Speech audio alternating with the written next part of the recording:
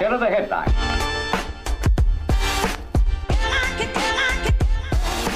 Alright, welcome. If you're new to the channel, my name's Elliott and you're watching Rickety Ski Reviews. Today, we're doing ski comparisons. Down the line, we're gonna be talking about powder skis. As always, I am never paid by any of these brands. These reviews are 100% independent. I was either sent the skis by the brand in a handful of cases here, maybe, 4 or 5 of them, or I paid for the demo at the ski shop. That's why you won't see it on the wall. I'm just gonna talk about it, bit by bit. Or the third one, I went out and bought it myself. So if you like independent reviews and you want to support a channel like this, we will have affiliate links down in the description that will have links to every single ski that we're talking about here. So if you are in the market for a new pair of skis and you want to support the channel without spending any extra money, that's how you can help support us. Now let's just jump into the powder ski comparison. I'm going to be working my way from this side to this, basically going in order of how much I want the ski based on the snowfall. So I'm gonna start with kind of the bigger, more designated powder skis and work my way towards some of the light powder skis. Now, first up, we've got the Atomic Bent 120. I skied these in a 192. These were kind of a standout ski for me. I've always tried the other bents because that's what I had available to demo. I tried the Bent 110, the Bent 100, and I really like the Bent 110 and all those other skis, but the Bent 120 felt like the full thing. I don't know how else to say that. This felt like the real design, like the original, and the rest are kind of shrunk down. That being said, this is definitely a designated powder ski. The Bent 110 has a lot more versatility, and I think a year or two ago, I wouldn't have been ready for the Bent 120. I think it was straight up just too much ski for me. The upsides though, is because it's got that extra width, it definitely plows through a wider variety of snow conditions, right? Obviously they do great in light powder, but when the snow gets a little bit wet and heavy as you start to drop in elevation, these handle this better than the other bents in that line. They're also light enough that you can kind of make those hop turns while taking an aggressive line. I think that the Horizon tech works really well at this width. I think that being able to maneuver yourself while taking aggressive lines and being able to track through those more open areas, this was the standout powder ski for me.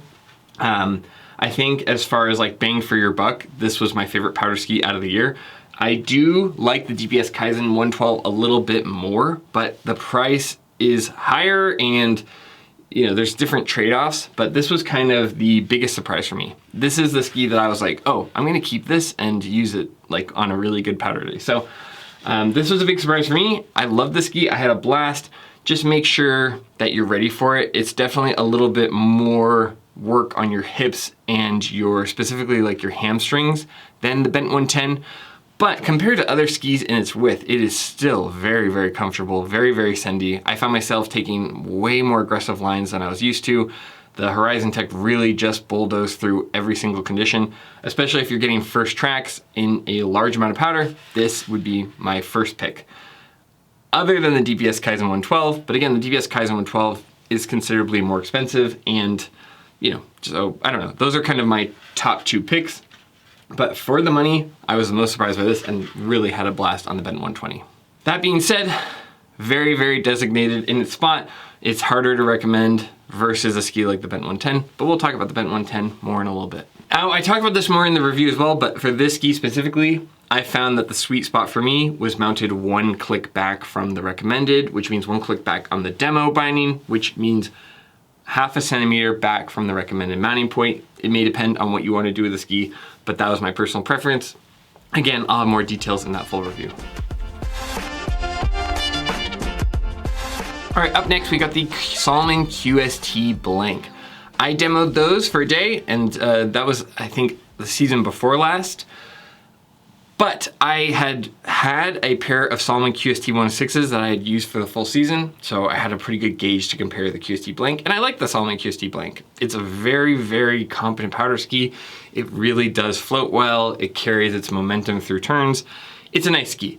That being said, the QST shape from like a QST 98, QST 106, in that previous version didn't really feel like it hooked up the way that the QST 106 is. So the QST Blank was not my preferred ski.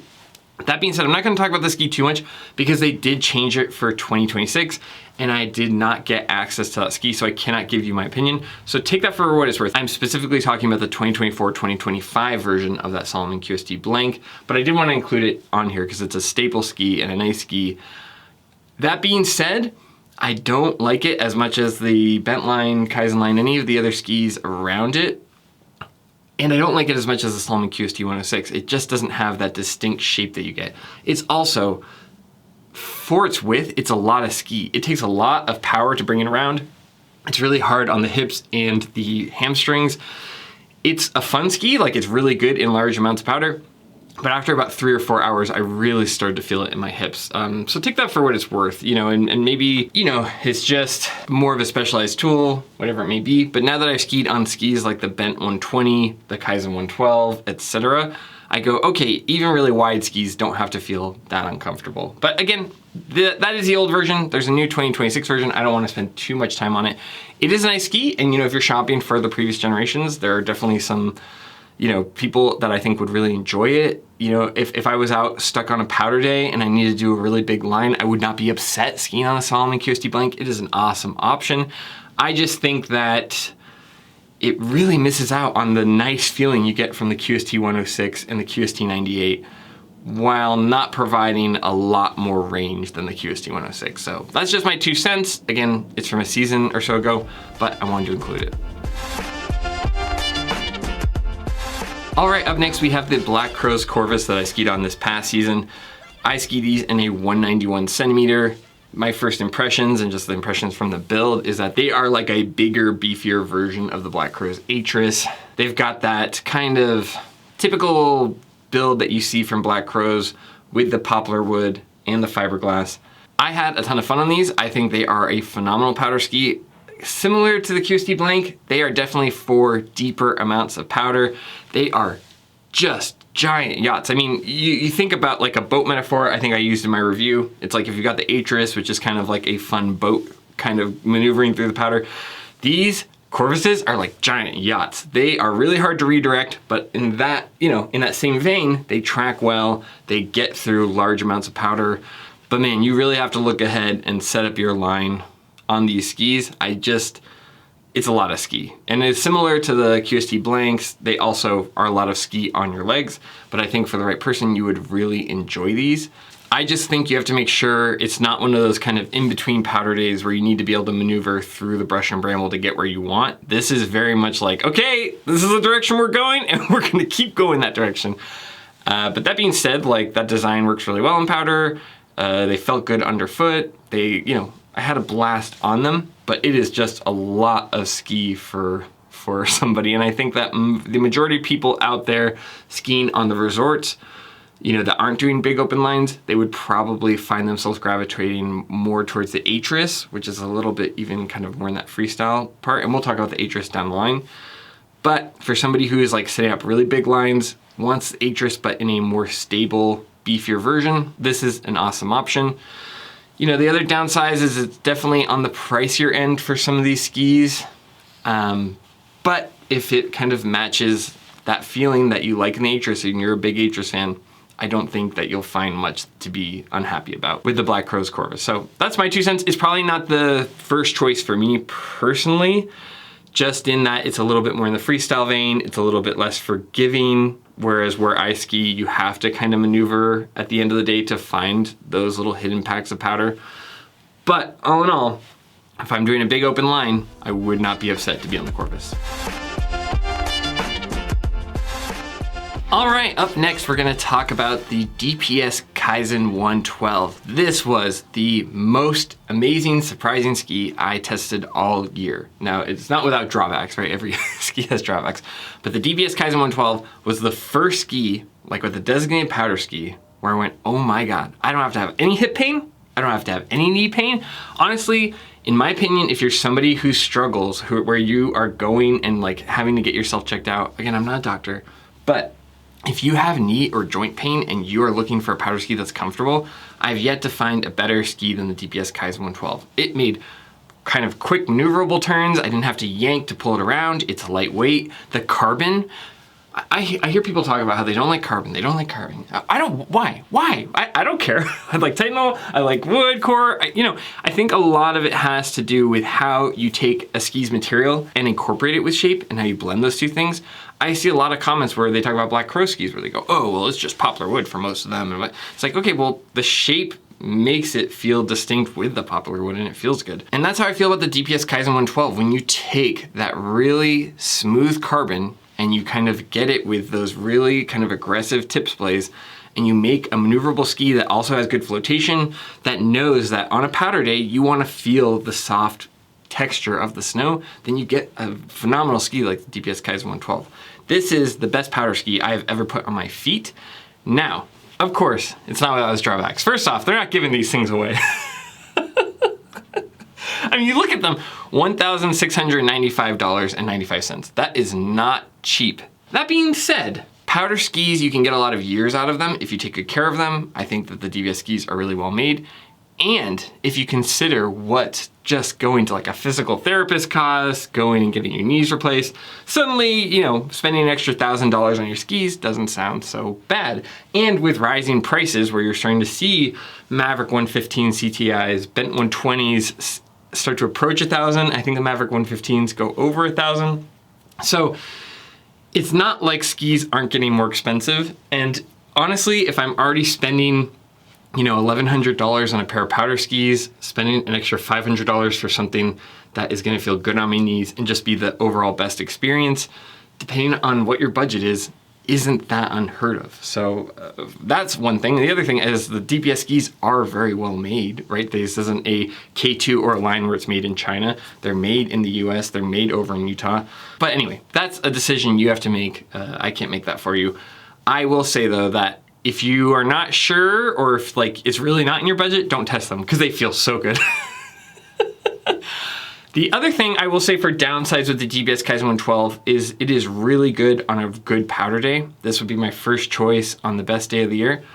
But for the in-between days where you have powder but maybe like hard wind-blown ice underneath, you will feel every little bit of that. That's the good and the bad about those DPS Kaizen 112s. You feel every little thing. So in soft powder, oh yeah, it's just, chef's kiss. It's amazing. But if it's not really good conditions and it's like, you get that sound underneath the powder, yes, you are gonna feel every little thing in that Kaizen 112 and they will get bounced around. So, that's a good thing. They're lightweight, they feel great, but you will get pinged around if you try to take them in ice, if you try to take them on a bad snow day, you're gonna feel all of that too. But I feel like in the category of powder skis, what are you doing here? If you want a damp ski, get a damp ski, get a crud cutter, get something that is like a carving ski, whatever. But in the area of powder ski, I've yet to find a ski that I personally enjoyed more than the DPS Kaizen 112. But take that for what it's worth. If you are skiing somewhere where you have a ton of ice kind of sitting underneath that snow, or you aren't able to even get out of the office or get out to get those top days, consider the value for yourself. I'm like I said, I'm not sponsored by anyone. I've got no skin in the game. I paid for the rental of the Kaizen 112s and then brought them back for the day. I don't have access to a pair personally even, but I love them and I had a blast. So take that for what it's worth and and pick if that suits your needs. I could see a lot of people really loving it and I could see a lot of people using them for a long time, but if you're looking for something that's going to be damp, that's not it. So pick and choose what things are important to you, but I had a phenomenal time on the Kaizen 112. Those skis are unbelievably good, but that doesn't mean they're for everyone. Up next, you've got the Rossignol Sender 110 Free. Now, I tested these a couple of years ago, but I really, really enjoyed them. I feel like they're kind of that perfect middle ground between having something that's soft and flexible, but also stable at high speeds for those big open lines. I also feel like they do a decent job of going on other parts of the trail, like when I've had to go on the cat track to get to those areas, or when I want something that just makes a good feeling turn. The Sender 110 Free is a really good compromise in a lot of those areas, while also being fairly damp for a big powder ski. The area I found, I liked it a lot. On Bogus Basin, we have this big open face, and when you can kind of set a line, it can get a little choppy at parts of it, right? Because it's not like it's groomed and then has powder on it. But it's kind of in this big open face, and because of that, it gets a ton of wind and a lot of diverse conditions.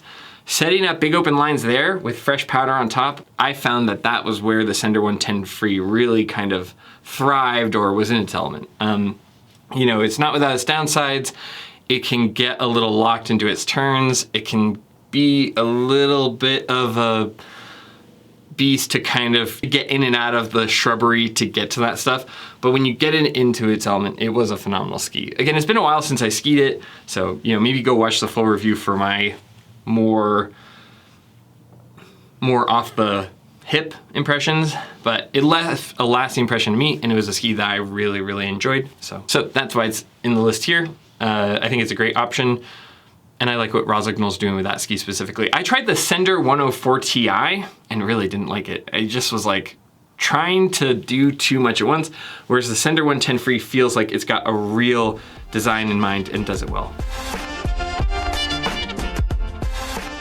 All right, up next, let's talk about the Black Crow's Draco Freebird. Now, this is kind of an interesting ski to me because it's been a season or two since I've skied on them, but they were so distinct at the time. At the time, Black Crow sent them to me on accident. They are 110 with underfoot. They are primarily meant to be kind of a backcountry ski. But that being said, it's a shocking ski to me because when I reviewed it a couple seasons ago, I kind of thought that Black Crows would build off of it more as far as their powder skis or their flagship skis. And it's weird because they kind of built off in other directions. I would love to see more skis out there like the Draco Freebird, even just if it was kind of more resort oriented. Now, these are using a blend of Polonia and Poplar core. They are extraordinarily light. I mean, individual ski weight for a 176 is like 1,750 grams. These are meant to be more like touring skis. But what I found really shocking about them is, one, the gradual progression if you decide to like take them on the groomers, the way that they kind of build up, but also the turn shape you get off trail, and then the powder is good, how lightweight they feel underfoot and how you can kind of lift them up and make quick easy turns in the bumps. I think if you're looking for a tree ski, specifically like a tree powder ski, it's a phenomenal option. It's a really, really great ski. And I wish that Black Crows would take more from the Draco Freebird. It feels like it's kind of off on its own island in this touring backcountry area. And I wish that they would adapt more of their resort skis to have more of that shape, to have more of that material. At least for me, like, I think about what a lot of people are looking for out of a powder ski, especially if you're new to it or you just are not a huge person. You look at the Corvus and it's just such a giant boat, and then I think about who I would recommend that to, and it's like, okay, well, there's a handful of people who can really steer that kind of thing in the big lines. But then I look at the Draco Freebird, it's like there are a ton of people I think who would have a blast on the Draco Freebird. But because it's kind of out of the scope of what people are looking for, at least in my opinion, it doesn't get nearly as much attention as it deserves. It also retails at $1,100, and the performance is kind of just in this weird no man's land where it's probably not quite as much fun for me as a Bent 120, and it's more expensive than the Bent 120. But like, you know, in certain areas, I would rather be on the Draco Freebird, especially when I want a lightweight, quick little ski in the woods. But then it's also not that much cheaper than, I mean, I guess it's still $400, but it's in between price-wise, between like a Maverick 115 or a Bent 120 and a DPS Kaizen 112. And I think that there's this weird no man's land where people go, okay, if I'm gonna spend more than a Bent 120, I'm just gonna go all in on a Kaizen 112. But that doesn't mean I wouldn't want them. There's a ton of people where I think they would really like this ski. So I don't know, I would love to see Black Crows adapt more out of the Draco Freebird. And, you know, for the audience, granted, like for a backcountry skier or for somebody who is looking to skin on them, whatever, that probably is the perfect ski because it has that designated little loop for the skins. It works really well. But I just feel like it's a very underappreciated ski, the Draco Freebird. I think it does a phenomenal job. It's so lightweight. The turns and like how it kind of flexes is so gradual and so rewarding. But I think that just like price and the market that who it's going for, it's in this weird no man's land. So it's a weird spot, and it's a weird ski that doesn't really get talked about that much. But from a performance perspective and from like a stance of how good of a ski is it, I do really like the Draco Freebird. I feel like it's kind of a hidden gem, or it's an underappreciated ski. It just kind of exists in a weird spot. It's like if you're running track, if you're ever in track, right, and you run more than 400 meters, there's a part of the track where everyone's cheering, and there's a part, you know, over here where everyone's taking off from the start, and then there's this weird back corner where you're just alone.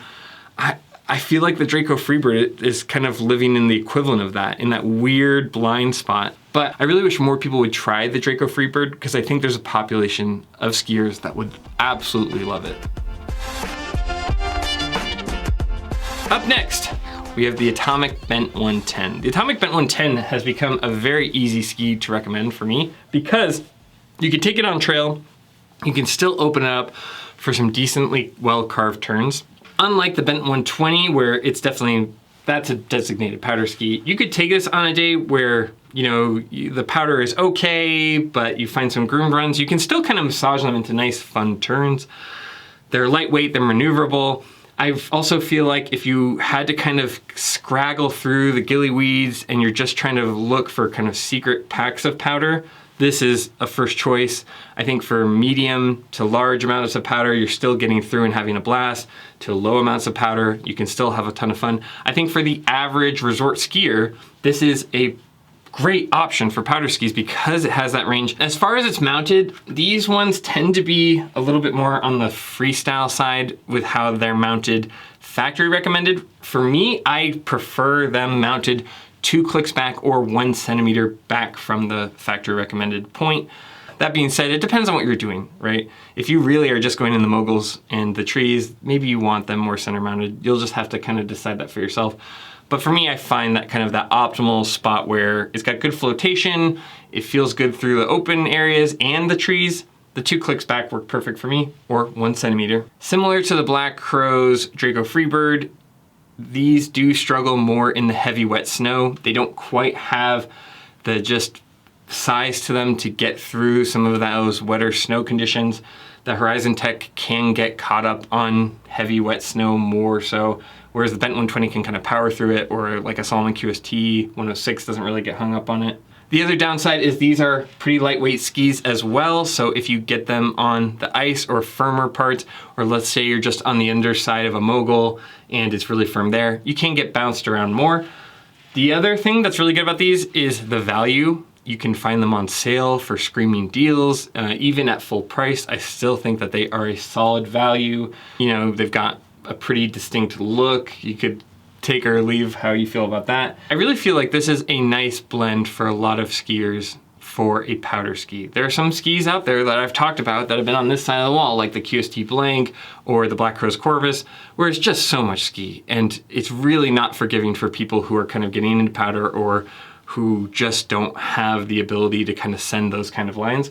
Whereas this ski, on the other hand, it is so much fun, not only in the open powder areas, but really like getting to little parts of powder where you have to kind of go in the trees and maneuver your way through. This is a ton of fun. For getting little pockets of powder where you have to kind of take a weird line to find it, this is a ton of fun. I really think for the average resort skier where you're not getting the first tracks, but you want to enjoy the ski throughout the day, this is an awesome option. It's a great value. It's one of my favorite powder skis out there. After a while of having these and having the Bent 120s, I do find myself gravitating more towards the Bent 120s. But some of that is use case and just me as a skier. But again, like 2 years ago, I couldn't really enjoy the Bent 120. And the last couple of years, I've always had fun on this ski. I also, just with reviewing, have a lot of other skis I need to review, right? So like on light powder days, I'm not stuck with the Bent 120. I'm out here testing and reviewing the Volkl Blaze 104.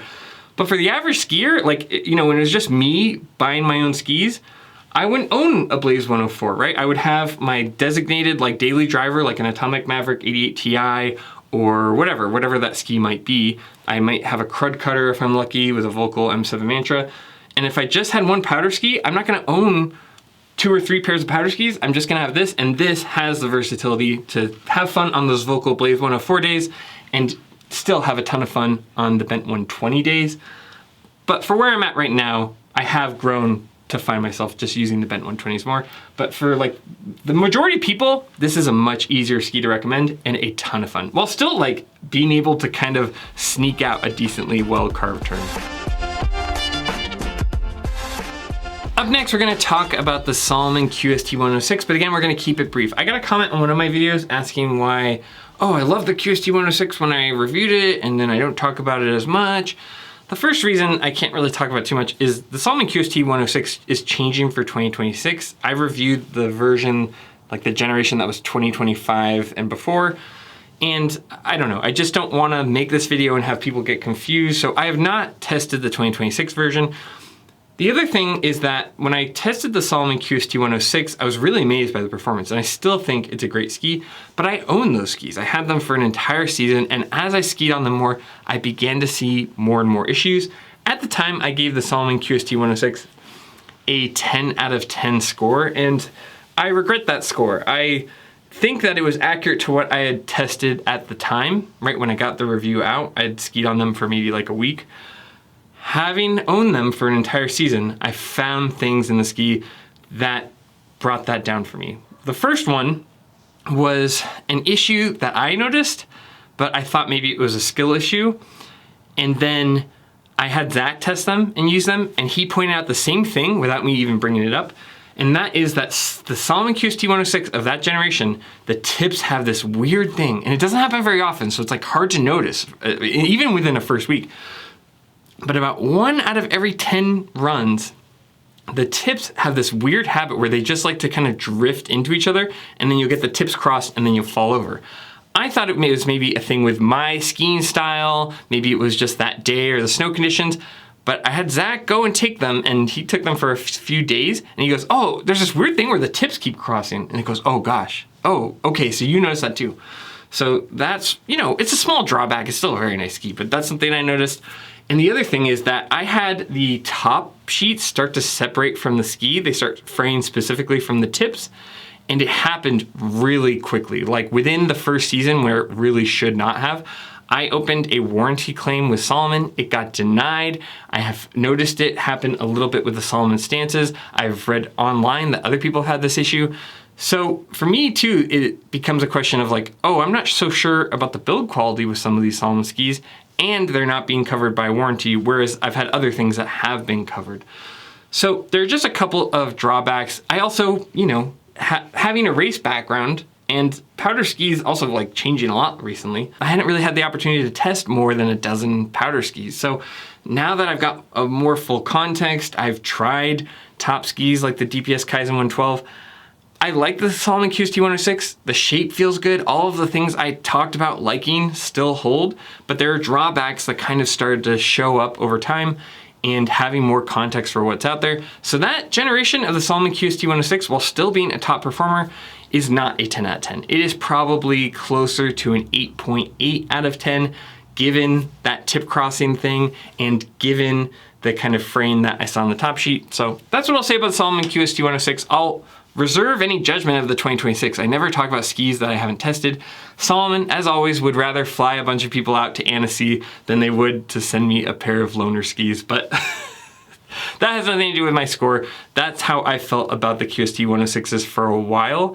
I just, you know, had gone and moved on to talking about other skis, but noticing some of that quality control stuff and noticing the tips kind of merge together, that brings the score down for me.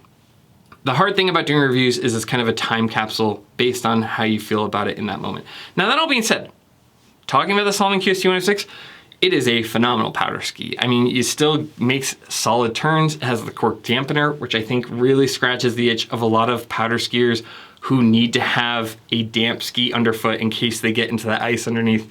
That's kind of the drawback of a lot of my favorite powder skis, is that they don't do that. I also feel like the turn shape feels like a snowboard. The way that it kind of sets up on the heels and hooks up and just flows through the turn, it's a lot like how when I used to snowboard, how that would feel in the powder. And it's such a distinct and great feeling ski when it comes to powder skiing. I love the Salomon QST 106. I think it's a great design, a great ski, but it's not perfect. As is the case with every ski, there are always drawbacks. And unfortunately with that review, it just took me longer to find them. But it's a great ski. I think a lot of people would really enjoy the Salomon QST 106. If you're not sure, definitely try it. I think it's one of the staples or cornerstones of powder ski design right now. But having kind of expanded my palette or expanded what I've tested, there are other options that I prefer. I think the Bent 120 I prefer a lot more, especially over the Salomon QST Blank. I like the Bent 110 even a little bit more. I kind of like the Renoun Citadel 107s. There's some things that they don't do quite as well as the QST 106s, but they don't cross the tip. So, you know, kind of weigh that, and the quality control seems to be higher than the QST 106. I really liked those Black Crowes Draco Freebirds. I guess I'd kind of tested those around that time for different reasons. The Kaizen 112, I think, really blows the QST 106 out of the water. But again, like for the price, there's difference. So there's pluses and minuses. QST 106 is in no way a bad ski, but the downsides took a little bit longer for me to notice or to even kind of manifest. So take that for what it's worth. I don't want to ignore the QST 106, but again, for 2026 buyers, I can't provide much for insight. They deserve a place on the wall, but because Salomon is kind of playing this weird game with me, I will have to wait until this season when I can get my hands on the 2026s to review them. I've worked with Salomon in the past, but for whatever reason, I could not get my hands on these skis in time for this video. I will be happy to give my honest opinion about the QST 106s. As always, I don't take money from any of these brands, and I've said this before, if I have to go and dig skis out of the dumpster, review them, I will. But I'm in a weird spot where I don't have access to next year's, and a lot of people are looking at that version. All right, up next, we're talking about the Meier Teton, Grand Teton. I think it's been called both names, but this ski is 104 millimeters width underfoot. These were sent to me by Meier's, but they don't pay me or anything. They just sent me the skis a season or two ago, and I gave my honest opinions. The Meier Teton is interesting because it doesn't really stand out in any like particular way when it comes to like shape or material. There's no real gimmicks here. This feels like a very stable powder ski. It's kind of, the width would tell you it's a light powder ski. It's really not. This is more of a designated powder ski. It's very stable and smooth on those big open turns, kind of similar to how Meier feels with a lot of their skis. It feels like kind of that longboard flex once you start to kind of get it on edge.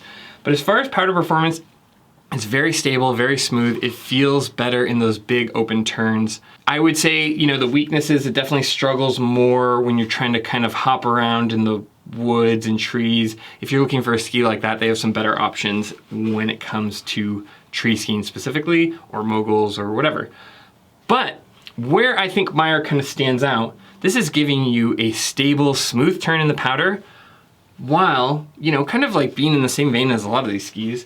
I think I gave them an 8 out of 10 at the time. But where they really stand out to me is they are made by hand in Colorado. They are made ethically, and they are made with environmentally friendly material. If you care about that stuff, right? If you want a ski that's handmade, made ethically, made with material that is, you know, like, I believe they're using, what is it called? Like wood that is ethically harvested. If you care about it being made by hand, you don't made it in some factory or plant. If you want to support a business that is right out of Denver where you can go and put the skis in your hand, then it's doing the performance of a typical powder ski while giving you that ethically, environmentally friendly ski. And you can make the custom top sheets. You could go, they even have like classes where you can build your own ski based on what you like. I think that it's really important, one, to support small brands. You know, I've noticed when I look at other reviews, they don't necessarily have brands like Meier because Meier doesn't have a budget. They're not going out and paying whatever it costs to be in some of these top 10 lists. And for me, they were like, we want to do a review with you because you don't take money. I don't charge for these reviews, right? Like, so it's kind of a fair platform for everybody to have their skis tested. And while I think for the shape, everything feels solid, everything feels smooth. If you were somebody who likes the Rossignol Sender 110 Free and is looking for a ski like that, or you're looking for a ski that is a little bit more stable than the Atris, or a little bit smoother than the Bent, or doesn't, you know what I mean? If you're looking for kind of like a solid performing powder ski that is smooth with the big open powder turns, and you care about where it's made, you care about who makes it, I think the Meier Teton is a phenomenal option. You know, they don't get talked about much, but that's the nice thing about my platform. I can give everyone an even playing field because I don't take sponsorships or don't take money from any of these brands. So Meier Teton, a great option for a powder ski, and really where it stands out is how it's made and who makes it. Are people who care about it and people who don't? I'm somebody who cares about it, and for me, I think it's awesome that somebody is out there making a ski like this. Up next, we have the Renoun Citadel 107. This is a company out of Vermont, although I believe the skis are made in Canada. That might be old information. These were sent to me by Renoun. I was not paid by them, obviously. Renoun's kind of thing that they are using is they have like a specific polymer that helps with dampness. I haven't noticed that as much. I've actually noticed the opposite, where the polymer makes you feel every little thing out of the ski. And so for skis like the Endurance 88, I've gone, okay, on good conditions they're good, but I'm not sure. The Citadel 107, on the other hand, is kind of like the perfect place for their polymer, in my opinion, because on powder days, you feel everything and it feels good. I also really like the tip splay and kind of the gradual progression there. In my opinion, this is a really nice alternative to the Salomon QST 106. If you're somebody who likes the Salomon QST 106, but you don't really love how the tips come together, or you do notice issues with the kind of top sheet separating, you can look at these. I've had these for over a season now, and I've had zero issues with that. I also feel like whatever Renoun does with their bases, they glide through the snow really well, they hold up really well. I think that like overall performance and just everything in between, this is such a nice option that like a lot of people haven't tried because Renoun is such a small brand. I would say that like as far as skis, again, they are so similar to the Salomon QST 106. They don't quite sit on the tails as long as the Salomon QST 106. They definitely have that surfy snowboard feeling, but it's not quite as rounded off and distinct as the QST 106. It's just slightly different. It's also not quite as damp. It's with the cork dampener. But again, on powder days, I didn't really feel like I missed that. And they still hold up really well on a solid, firm base underneath. You know, I would just say that the way that they kind of swoop through is a little bit more gradual and less hooky than the Salomon QST 106. As far as maneuverability in the trees, these were awesome. I skied these in a 182 centimeter length, which is a little bit shorter than I tend to do powder skis, but I didn't feel like these ran short, if that makes sense. I felt like that was kind of perfect for these skis. The highlight for the Renoun Citadel 107, in my opinion, is largely that it allows you to carry momentum when you're going through the powder, when you're going off trail. It allows you to carry the momentum while being forgiving. A lot of skis, you know, you talk about like the old Headcore 107s, Atomic Backland 102s, whatever. They're forgiving, but they really don't carry a lot of momentum because of their weight. This is a very nice blend of like, they're maneuverable, they're forgiving, but also carry the momentum really well. As far as downsides, you know, I feel like for whatever reason, maybe it's the wood that they're using. I know Renoun uses a lot of maple. The wood's just a little stiff. Like I wish they just were a little bit softer in the middle. You know, that's kind of a nitpick because I don't feel like most powder skis are really, a lot of powder skiers maybe don't care about that too much, but every once in a while, I just get them and I wanted to kind of massage more turn out of it, if that makes sense, especially off trail. The other thing that's a downside is that they just don't kind of hook up on the tails as much as I want. That's a very, very minor nitpick, and I don't think most people would even notice it. But like what you're getting out of a ski, a forgiving ski, a ski where you can kind of build up your momentum, I think it's an awesome option and a very, very overlooked ski. All right, up next we have the DPS Kaizen 105. This is where we start to kind of tiptoe in powder skis, but they're like starting to kind of hedge their bets, where they're powder skis, but they also can carve well, or they also have a little bit of versatility to them where they can still carve well. And the DPS Kaizen 105 is kind of the perfect ski to talk about with that because I do think it carves really well, especially that carbon is really springy. It's really fun. If you're even just like going along the cat tracks, you'll feel you kind of springboard into each next turn because they're so easy to kind of get your energy in and out of each turn. The Kaizen 105 specifically has that kind of same drawback as the Kaizen 112. They're obviously very similar, being kind of in that same, you know, ski model, but they are very different in like what they're applicable to. For instance, the Kaizen 112 is definitely a designated powder ski. It has quite a lot of float, whereas the Kaizen 105 is more limited. You will hit the breaking point of what it's able to do with powder, with its flotation, but you can carve on it. You could take it on piste and still have a lot of fun, still get that turn shape. So it depends on what you want. In my opinion, personally, I prefer the Kaizen 112. I just like the flotation. I like how good it feels in powder. And while the Kaizen 105 feels good on the groomers, if the snow's too firm or if it's icy or patchy or just choppy, you feel every little thing in the Kaizen 105 just like you do the Kaizen 112. And there's not a lot of carving conditions where the Kaizen 105 feels good. Yes, you can carve on it, but if it's patchy, sketchy, you're just gonna get tossed around and your feet are gonna feel everything. That being said though, if you take it on fresh corduroy or on even like just softer snow on piste, it does feel really good to carve, and I could see people enjoying it that way. It's also a ton of fun to take on the trees. So the Kaizen 105 I like a lot. I just think that the DPS skis are so good in the powder. They are so ergonomic. They feel so good on your hips and knees and everything else, and you get every little bit of that texture. The Kaizen 112 is the best powder ski I've ever put on my feet.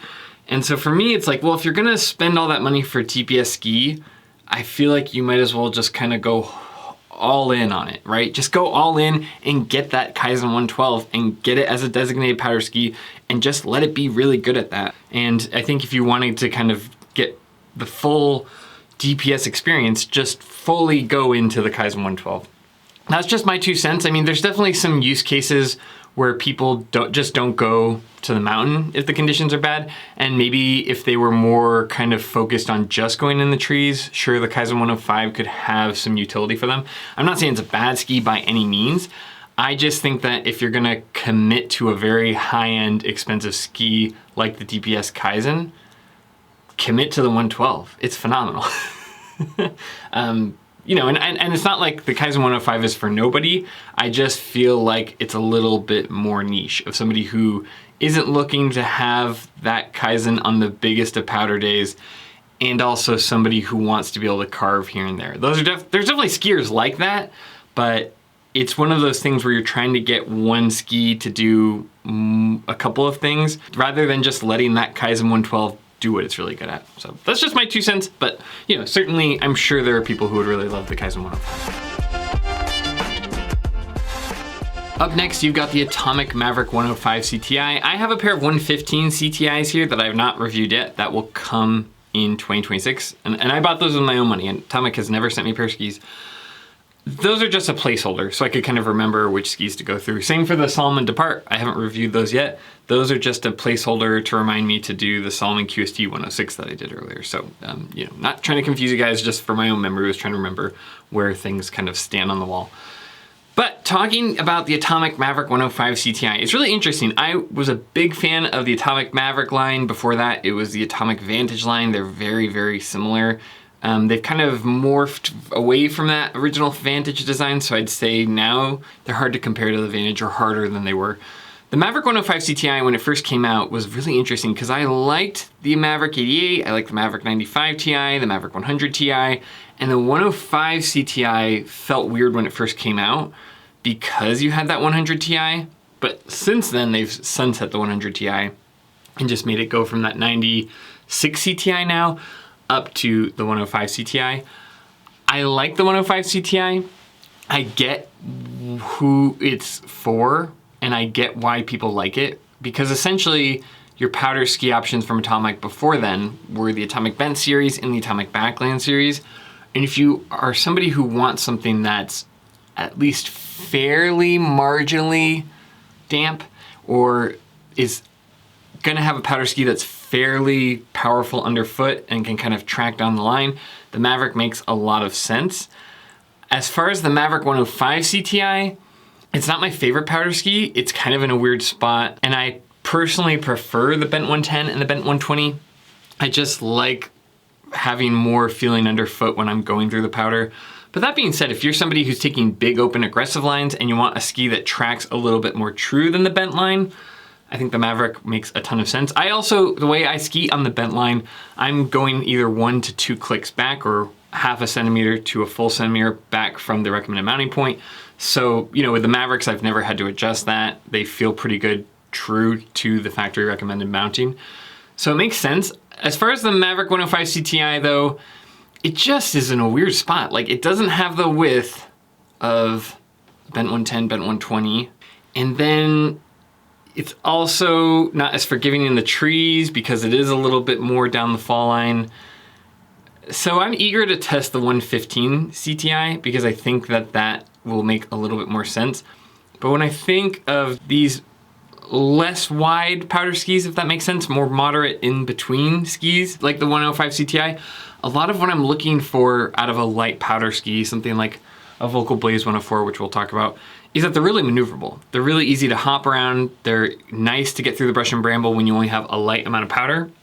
And the Maverick 105 CTI is kind of in that width category, but it's really not as good as like re-maneuvering its turns as something like a Bent or something like a Blaze or something like a DPS Kaizen. So for me, it's a solid ski, and I think if you're looking for a powder ski where you just are not willing to sacrifice some kind of carving, then the Maverick 105 CTI makes a ton of sense. In my opinion, for like personal use, it's just in a weird no man's land where I wouldn't see myself using it most times. It's like I'd either be in a bent 110, bent 120, or I would rather be in a Volkl Blaze. Or if I'm looking for a ski to carve on, then that's something more like your daily driver when you're in a, you know, a Maverick. In the spring, you're on an M7 Mantra, maybe you're on a Mantra 88, maybe you are on even the Maverick 88 CTI. The Maverick 105 CTI is just in a weird spot, and there's certainly an audience for it. People who want a ski that can carve in moderate and also do moderate amounts of powder. But again, its performance kind of gets in this weird zone of just kind of like not committing to one section. And when you sit in the middle like that, it's probably honestly a tremendous travel ski because it can carve well, because it can do powder lines, because that Horizon Tech gives it more range than you would expect out of that width. So, you know, maybe it fits perfectly into that travel category. But I think if you're looking to shop for a powder ski and you're gonna have a designated powder ski, just be really critical about what you're gonna use it for. You know, just because you have a Maverick 88 CTI doesn't mean you need to have a Maverick 105 CTI as your powder ski. I get that's kind of a safe bet. It's like, oh, I know this and I don't have time to review all these other skis. But I would say it's like, if you already have a Maverick for your daily driver, like a 96 CTI or something like that, then getting a 105 CTI really doesn't provide you a ton of utility. I would go and get more of like a Bent 110, Bent 120, Kaizen 112, Salomon, whatever you want to get. There are other options. But again, if I was traveling and I had to throw something in the bag, 105 CTI does make a lot of sense. So just, you know, I don't care what you buy. I'm just trying to tell you where each ski excels so that you can spend your money wisely. All right, honorable mention to the Headcore 105 and the Peak 104. I like both of those skis. I mean, especially the Headcore 105 is a very maneuverable powder ski. It's kind of in that line of, if it was your first powder ski or if you're a lighter skier, I think it makes a ton of sense. The only reason I'm not gonna talk about it much, honestly, is because they're changing it for 2026. And, you know, I don't want somebody to see this and get it confused. The one that I tested was the 2024, 2025 version. So take that for what it's worth. But those are very nice powder skis. I like them a lot. They're very maneuverable, very forgiving. They kind of let you, when I say forgiving, they let you kind of redirect the skis very easily. So if you get set up on a line and you want to change it last minute, some skis will kind of carry your momentum and be more down the fall line, and they're harder to redirect versus something that's pretty light and maneuverable like the Headcore 105. So again, though, that ski has changed going into next year. And I am very excited to test the newer version of the Headcore line. So let's talk about the Black Rose Atris. I mean, it's been a while since I skied this, so maybe watch the full review if you want like more in depth. But I think the Black Rose Atris is in an interesting spot where it doesn't seem like it because it's 104 width, right? But it has like a 20-meter turn radius or something. It really is down the fall line. It's very aggressive. You have to kind of be more on it with your balance because it has a little bit more of that freestyle rocker shape. It's easier to lean too forward and have the tips grab or be too far lean back versus something like a Maverick 105 CTI that's kind of stable underfoot. But that being said, if you can kind of figure it out, I spent 3 days on the Atris, and it's like if you can figure it out and get your balance right, and you kind of figure out how to get those open turn radiuses with that 20-meter turn radius, and you're able to look ahead, you can set up for some phenomenal lines. So I think a lot of people would like the Black Rose Atris. It's still like an aggressive line, but not as punishing or just yachty as the Black Crow's Corvus, while still like being a lot of fun, giving you good powder performance. You know, it definitely suffers more in the area of like if you have little brush and bramble and you're trying to hop around, it really does want you to kind of carry your line through it. It wants big open areas to get a good line. The other thing, I would say this is not the most forgiving ski for a beginner or intermediate, especially if you're new to off-trail skiing or powder skiing. It just is requiring a lot of balance, a lot of looking ahead. I don't think that it's anywhere near a forgiving powder ski, like something like a Atomic Backland or a Head Core. This is kind of the opposite. But if you're willing to push yourself a little bit, if you're willing to set up your line a little bit ahead, I do think the Black Crow's Atris is a phenomenal ski, and I really wish, if you get the chance, it's absolutely worth trying. That being said, it's in a weird spot where like 104 underfoot, you're thinking, oh, well, you know, this is a light powder ski. I don't know, it skis more like just a designated powder ski with open turns. It is not as forgiving as what I would expect from a traditional light powder ski, where I can rearrange my turns because there's not much snow or because, you know, brush or tree branches are gonna kind of come your way. This is more for like big open lines and you are looking ahead and you have kind of a sendy ski where you're gonna maintain your momentum through the powder. After that, you've got the Volkl Blaze 104. These were kind of one of the biggest surprises from last year. These were so much fun in early season powder or just light amounts of powder. They are so forgiving. They're so easy to do hop turns. They are like really fun for kind of exploring new areas. You can redirect them while still carrying some momentum. The only big downside is once these get overwhelmed, they're so light and you kind of get a warning. You can kind of almost feel the snow pearl over the top of these. They can get overwhelmed, and once you probably get into like the 7, 8, 9 inches of snow, you're gonna want a different ski. But if you are gonna be carving just a little bit, I mean, they're very light. They are not like the M7 Mantra in any way other than some of the shaping. They are very lightweight. They're so fun to kind of make easy hop turns. If I had to pick one ski for the trees, this would be it. They are very, very fun in the appropriate amounts of powder. But once they get overwhelmed, you are going to want to reach for something a little bit wider that can keep you afloat in the deeper amounts of powder. But for light amounts of powder, or for people who are doing backcountry skiing, this was a standout. This was so much fun to ski. And I found myself reaching for it or just bringing it in case there wasn't as much snow as I thought, or in case the snow marker was kind of misleading. So for a light powder ski, I absolutely love the Volkl Blaze 104. It allows flotation, it allows maneuverability. The only real drawback here is that it has a limited range and it's not the dampest ski out there. It's not the heaviest ski out there. It will get kind of thrashed around if the snow is really just chopped up, leftover, refrozen. But for kind of beginning of the year, light powder, or just, you know, mid-season and the powder just got there, these were a ton of fun. I found myself using them a lot more than I had kind of expected. After that, you've got the Atomic Backland 102. Again, that's also meant to be kind of a touring ski. You know, I used them, I had a lot of fun. They're very lightweight and they really don't carry momentum. You can find yourself almost coming to a stop if you get into some of the flats on a big powder day. But that being said, if I was recommending like a first powder ski, or I have friends that, you know, maybe didn't grow up in the powder, or, you know, whatever, they just didn't go tree skiing and they're trying to get into it, the Backland 102 is like a really good first powder ski because you can redirect them without having to put a lot of strain on your legs. They're lightweight, they're forgiving. You know, if you're kind of coming across a hill and trying to track to something different, they make exploration very easy with being a backcountry ski. But you will outgrow them eventually because they just do not carry momentum through the snow as well as, you know, a Maverick 105, a bent 110, the list goes on and on. But for somebody who's hesitant and nervous in the powder, I do think they have a place. You know, they're not just a touring ski. I think a lot of people would really enjoy them for that use, and then obviously for the touring.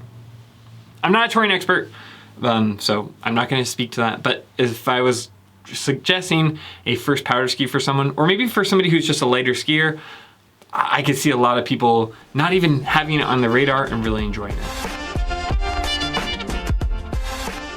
All right, you know, obviously as we're going down the line, these are more all mountain skis than powder skis, but I think that these are the ones that really are just enough to be considered a powder ski. You have the Kastle ZX 100. This was a standout hit for me. The Kastle MX88, I felt like, okay, it's kind of light, you know, that design that it has with the tips, with the kind of almost hollow tip that's kind of rounded at the top. It's kind of pingy and feeling a lot of things. I get that on the Kastle ZX 100 and it feels awesome. It's like, oh, the width gives it a little bit more stability torsionally. The like lightness of the tips does really well in light amounts of powder, even like pretty deep amounts of powder. That to me is a great travel ski. That is a good throw it in your bag and you're going wherever. You're not gonna miss a powder day. You can still carve on it well. I was blown away by how much I like that ZX100. I would even say, like, for some people, if it was your first powder ski, you would have a lot of fun. You wouldn't miss any really good days. Sure, I guess really, really deep days, but you know, maybe that is like 30% of powder days where it would get overwhelmed. It's interesting because the width doesn't always coordinate with exactly what a ski's range is in the powder, and the Kastle ZX100 felt so good on the powder day I took it out on. I was very shocked, very surprised by it, but it was kind of a sleeper powder ski that I did not expect, and I would love, love, love to try some of the wider versions of that ZX model. I think that like people just don't associate Kastle with powder skis, but they do so well on it. Again, I would say the ZX100 was kind of the sleeper light powder ski of the year. After that, you've got the Fischer Ranger 102, which is definitely closer and closer to the daily driver option. The Fischer Ranger 102 is interesting because it wasn't for me, but it doesn't mean it's not for anyone. It's definitely a pretty beefy ski, and not even like a beefy ski, how do I say this? It's like for pretty burly skiers. If you are just somebody who likes to kind of come through like a dump truck, and I don't know how else to explain it, you are like manhandling your turns and manhandling your skis through the turn, then I think it's a great option.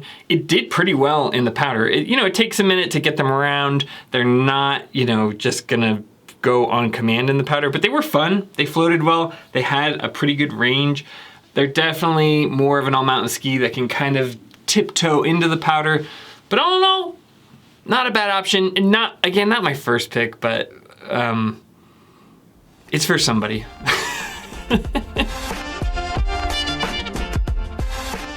After that, you've got the Atomic Bent 100. I've talked about these a lot. I do feel like this is kind of similar to the Backland 102 in that this is a really good first powder ski. If you're looking for a ski and you're just not sure, or you're a little bit hesitant about getting into powder, the Horizon Tech gives you a ton of range that you wouldn't normally get. It carries its momentum better than the Backland 102, obviously.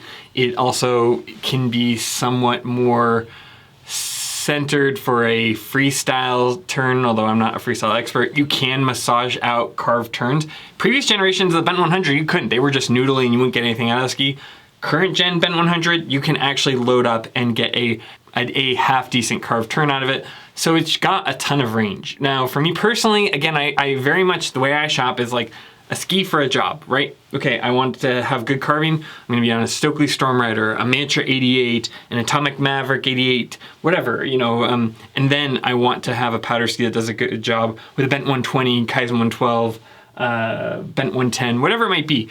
The Bent 100 is very much in that middle ground of I'm not sure, so it's either a travel ski or somebody who's just not sure if they're gonna like powder and they don't wanna spend all that money and then have nothing to show for it, so maybe they're planning on using it as a daily driver. That can also get them a little bit of carving.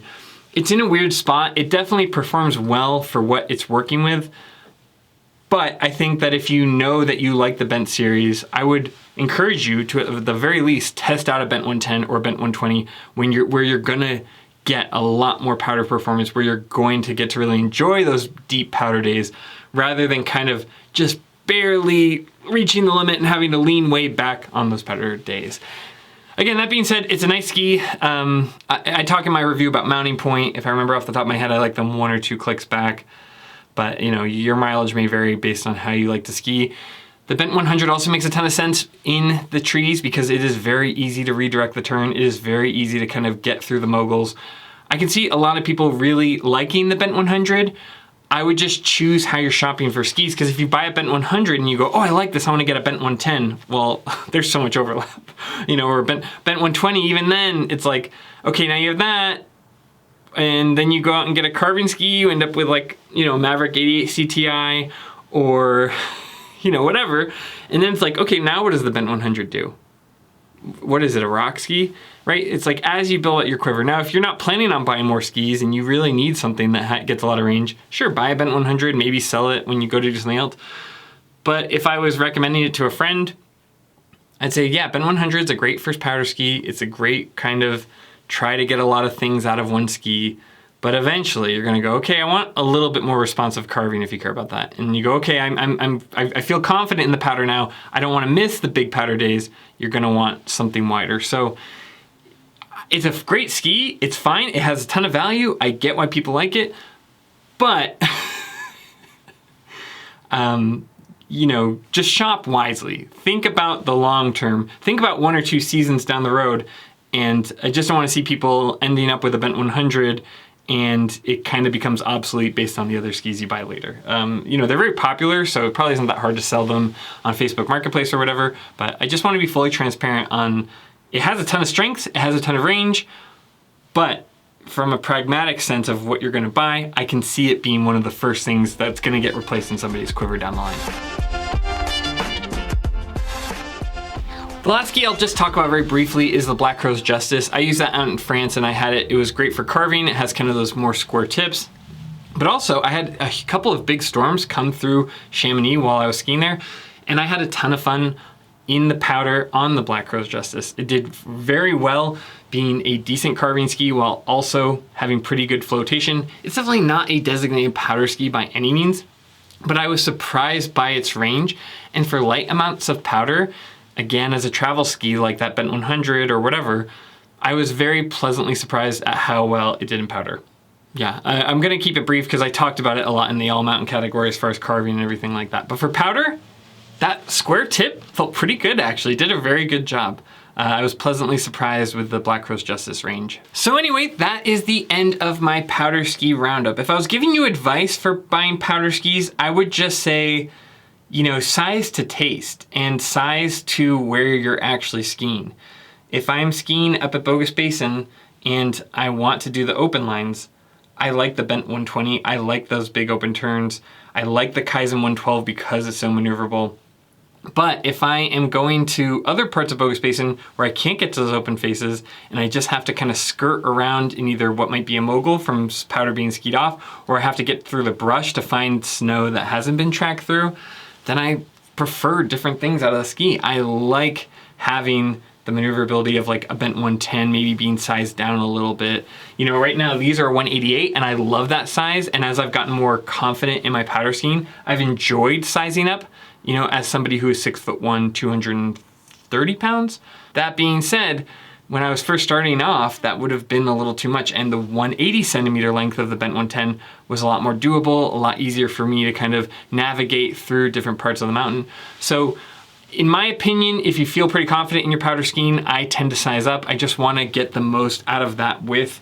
It also depends a ton on the ski. Like the Kaizen 112s are splayed so aggressively, same for the Bent 110s, and the Bent 110s and Bent 120s are center mounted a little bit more. So it's not that big of a deal to kind of size up. I've got these in a 192 centimeter length, and that is phenomenal for me. But, you know, if I was going through and just kind of hitting the light powder days, or I wasn't that confident, again, that 180 to 184 centimeter length makes a lot more sense. So, you know, I've got a whole video talking about ski length, but with powder skis, I, on average, like them to be a little bit longer than my carving skis, just so I can get the most out of that flotation and the most out of that powder ski. I hope you found this helpful. I will have affiliate links down below to all of the skis that I talked about. So if you like these kind of independent videos and you want to support us, that is a free way of doing it if you're shopping without having to spend any additional money. We also have a company Ko-Fi, Venmo, you know, just because it's like, okay, well, if you were going to buy a pair locally and you can't support the channel, or maybe you're in Europe where we don't have affiliate links and you want to support us, that's a way of doing it. YouTube basically takes 50% of any of the donations, like if you see in the super chats or in the comments down below. So if you want to support us, that doesn't take 50%. It takes like maybe a very small percentage of it. But you know, as always, I don't expect that. I just want to make independent reviews for people to help them with their purchase. You know, I'm not perfect. This is just my opinion, but it's my honest opinion. It wasn't paid for. And, you know, I've skied a lot of powder skis this past year, and I wanted to give you guys my insights. So I hope this was helpful. Like and subscribe. That's a way of supporting us. You can follow us on our socials. But as always, more than anything, just thanks for being here. Thanks for taking time out of your day to watch my videos. It means a ton to me, and I can't wait to test more powder skis going into next year. And as always, I'll see you in the next one. See ya. The technician.